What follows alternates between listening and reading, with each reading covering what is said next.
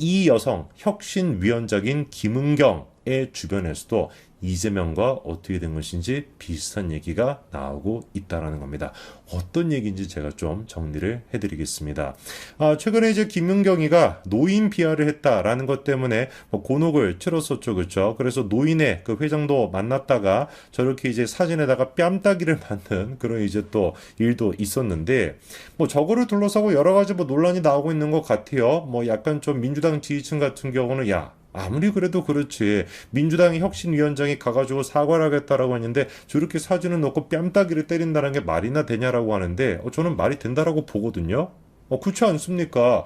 아니, 노인들을 상대로 해가지고 무슨 뭐 노인들의 투표권을 여명에 맞춰가지고 비례해가지고 줘야 된다라는 식의 막말을 내뱉은 사람인데, 바꿔 얘기해서 무슨 말이겠어요? 살 날이 얼마 남지 않은 사람 같은 경우는 거기에 맞춰 투표권을 줄여야 된다라는 뜻이거든요. 살다 살다가 이런 얘기 들어보신 적 있습니까? 100번 양보해가지고 무슨 뭐 김은경 혁신위원장이 10대면 모르겠어. 10대도 아니고 무슨 뭐 유아기 무슨 뭐 그런 애면 모르겠습니다.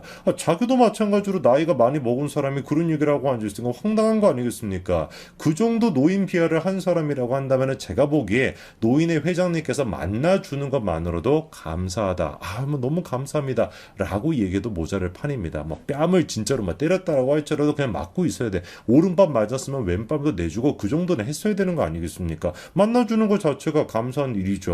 이해식이 바로 그냥 다음에 또 뭐라고 했습니까? 사과로 간 사람 사진을 두고 뺨을 때렸다. 모욕적인 시다. 이따위 소리라고 앉아있어. 이거는 아까도 제가 말씀을 드렸습니다만 노인의 그 회장님께서 만나주는 것 자체만으로도 어떻게 해야 돼요? 감사합니다라고 무릎을 꿇어도 모자랄 판인데, 아니 어떻게 사진에다가 뺨을 때리는 이거는 모욕적이다라는 얘기를 하는 것 자체가 뻔뻔한 거 아니겠습니까? 저게 어떻게 사과하는 사람의 자세가 될 수가 있겠냐고요. 맨날 지들은 무슨 뭐 일본에 대해 가지고 진정성이 없는 사과다 뭐다라고 막 설쳐대면서 지들 같은 경우는 단 한 번도 진정성 있는 사과를 안 하는 거 아니겠습니까? 최소한 진정성 있는 거 다 떠나가지고 사과를 하겠다라고 한다면 사과를 받아주는 사람이 사진을 뽑았건 뭘 뽑았든지 간에, 그리고 뭐 사진에다가 뺨을 때렸건 이름에다가 뺨을 때렸건 실제로 뭐 뺨을 때리는 건 조금 뭐 과할 수도 있겠습니다만 그런다라고 하는 것도 받아들일 수가 있어요. 그게 국민들 앞에서 최소한의 사과하는 사람의 모습인 거 아니겠습니까? 아직도 그러니까 정신은 못 차린 거예요.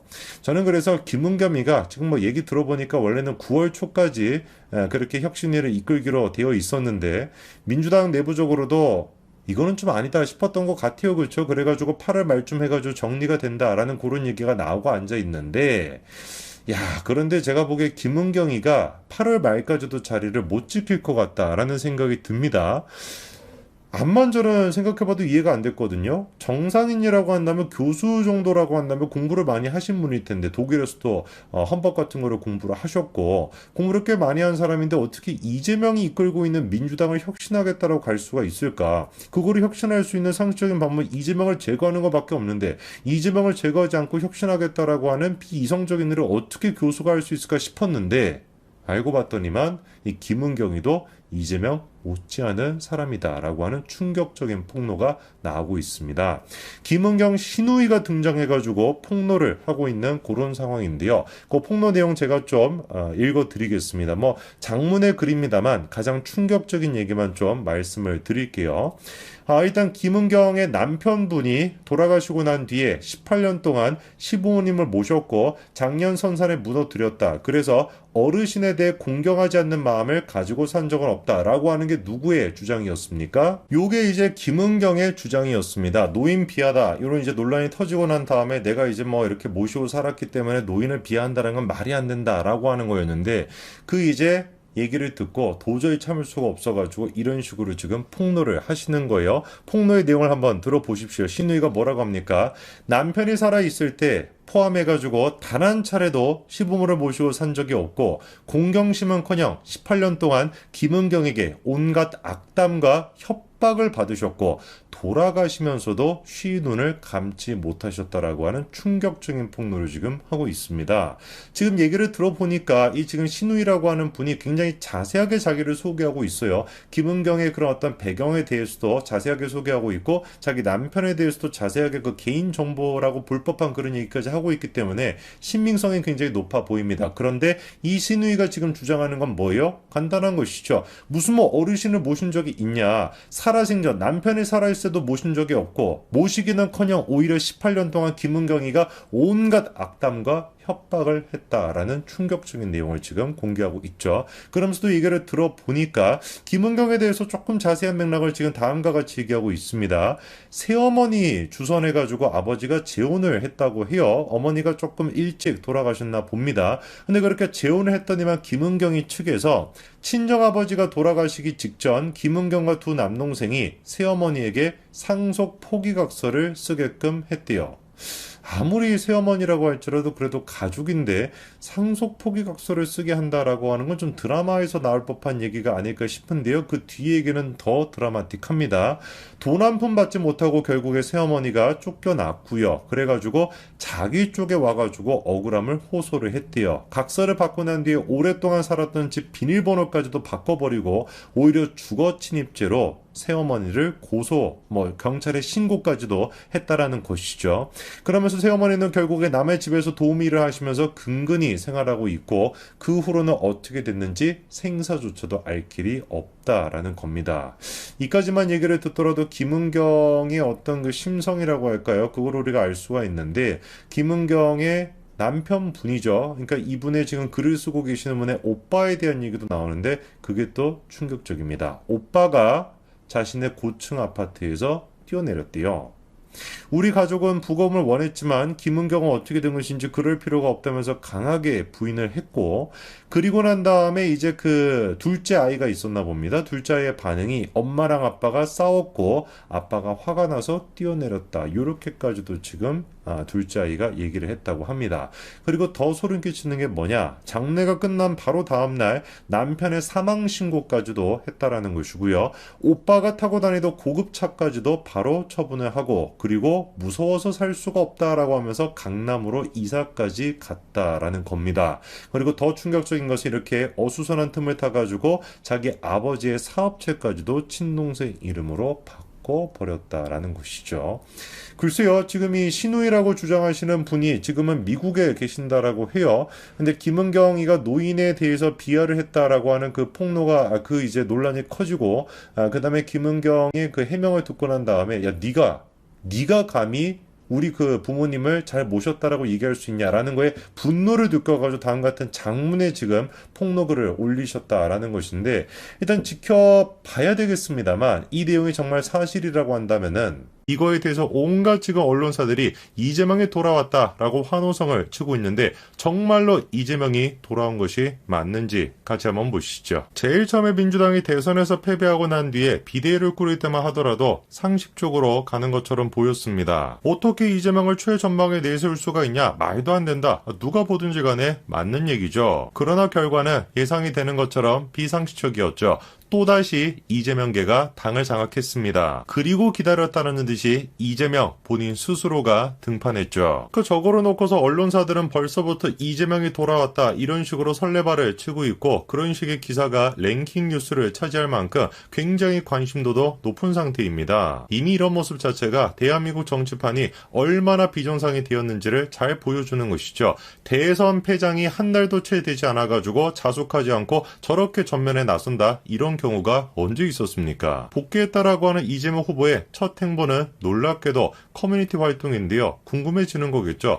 커뮤니티 활동으로 복귀를 한다? 저게 도대체 무슨 소릴까? 우선 그런 식으로 비슷하게 복귀했던 사람이 있죠. 바로 홍준표 의원입니다. 홍준표 의원 또한 마찬가지로 선거에서 패배하고 난 뒤에 청년의 꿈이라고 하는 플랫폼을 통해서 다시 활동을 했습니다. 그러면 이재명 후보가 한다라고 하는 커뮤니티는 과연 어떤 모습일까요? 지난 2일 이재명 본인 스스로가 팬카페에다가 다음 같은 글을 남겼습니다. 특이하게도 자기 스스로를 이장이라고 표현하고 있죠. 그리고 희한하게도 자기 지지자들을 마을 주민 이렇게 지금 부르고 있죠. 심지어 거기서 한 발 더 나가서 자기 지지자들을 마을 주민인 것뿐만 아니라 친인척이다, 가족이다 이렇게 부르고 있습니다. 이재명 본인 스스로를 아빠라고 지칭하고 자기 지지자들을 가족이다라고 얘기하면서 다 같이 한데 모여가지고 공동생활하자, 이것이야말로 공산주의가 아니면 뭐겠습니까? 귀엽게 얘기해가지고 저게 스머프 마을의 모습인 것이고 이재명은 파파 스머프가 되겠다라는 거죠. 사실상 그런데 현실적으로 얘기해서 저것이야말로 김정은의 모습입니다. 북한 사람들은 김정은을 정치적 지도자라고 생각하지 않아요.